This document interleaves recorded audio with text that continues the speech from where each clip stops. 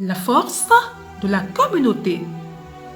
Ecclésiaste 4, le verset 12. Et la corde à 3 fils ne se rompt pas facilement.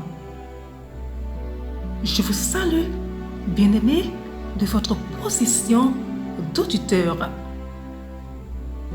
Dieu ne veut pas que nous soyons isolés ou marginaux. Parmi nous, certains sont plus sociables que d'autres, mais s'ils n'appellent personne à vivre dans l'isolement, parce que le cœur de Christ, l'Église, est constituée de nombreux membres. Ils ne peuvent pas fonctionner indépendamment les uns des autres, pas plus que les doigts ne peuvent fonctionner sans les mains ou les muscles sans les nerfs. Une âme isolée est très concrètement séparée de la communion des saints. L'Esprit de Dieu agit dans la communauté de manière unique, en plus d'agir dans la vie de chacun personnellement. Cela semble évident, mais nous avons pour la plupart d'entre nous grandi dans une société individualiste qui nous forme à l'idée de coexistence entre êtres humains, mais pas à l'idée de leur interrelation. Nous choisissons nos relations dans un esprit d'indépendance sans jamais comprendre qu'en tant que chrétiens, nous dépendons de l'Église tout entière pour devenir des personnes accomplies. Bien que Jésus demeure en chaque croyant pour la prière et la foi, il utilise tous les croyants pour accomplir les œuvres et le ministère de chacun d'eux.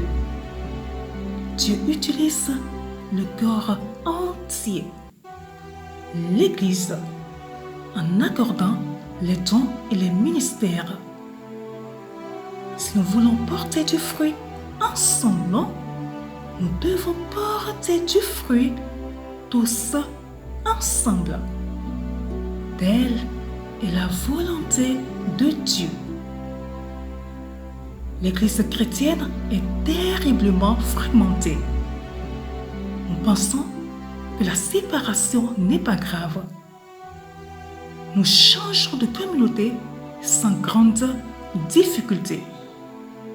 Nous entrons dans des relations spirituelles et les quittons avec une apparente désinvolture.